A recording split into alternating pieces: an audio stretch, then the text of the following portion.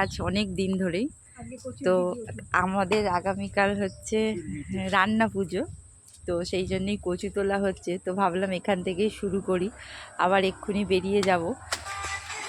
এগুলো কচু তোলা হয়ে গেছে, এবারে আমাদের অনেকগুলোই হয়ে গেছে, আরেকটু হলে হয়ে যাবে। কচু তোলা হয়ে যাওয়ার পর এদিকে রান্নাও বসে গেল, আর সব কিছু ভাজাভুজি করলাম, এদিকে ডালটাও হয়ে গেল। তার মাঝে অনেকটা সময় গেল, এদিকে নারকোল কুড়লাম, কচু সেদ্ধ হলো, মানে কি বলবো। আর অনেকটা ভাজা করেছি একটু বেশি তেলে, কারণ আগের দিন অবধি থাকবে তো তো সেই জন্য দেখতেই পাচ্ছ সব ধরনের ভাজা, কিন্তু একটা ভাজা করা হয়নি, সেটা হচ্ছে কাঁচকলা ভাজা।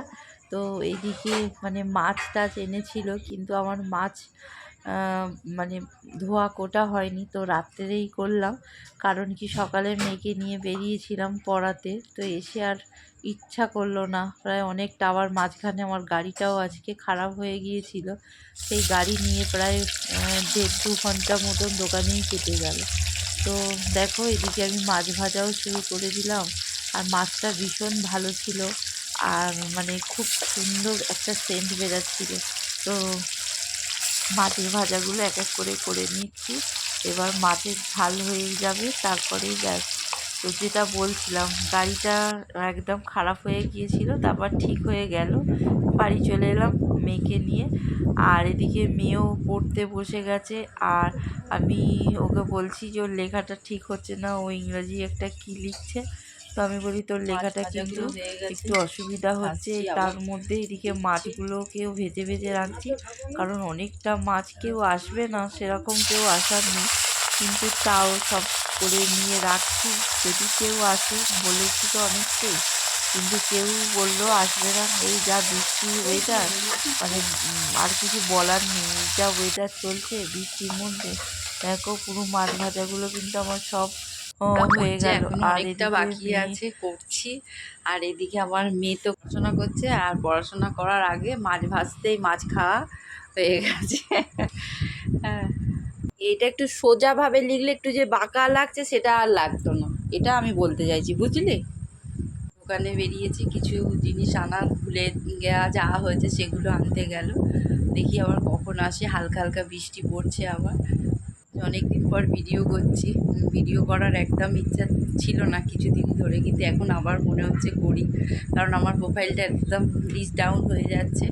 তো আবার থেকে এসে গেছে, চাল বস্তা নিয়ে আসতে গিয়েছিল, আর এদিকে সব অগোছালো হয়ে আছে, কিছু করার নেই। তো এ করে আজকে গাড়িটাকে দেখো পুরো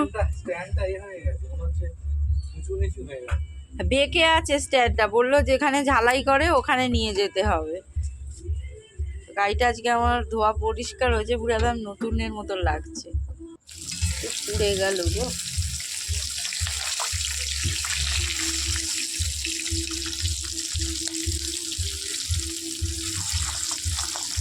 কাটলাম আমগুলোকে ভেজে নিয়ে।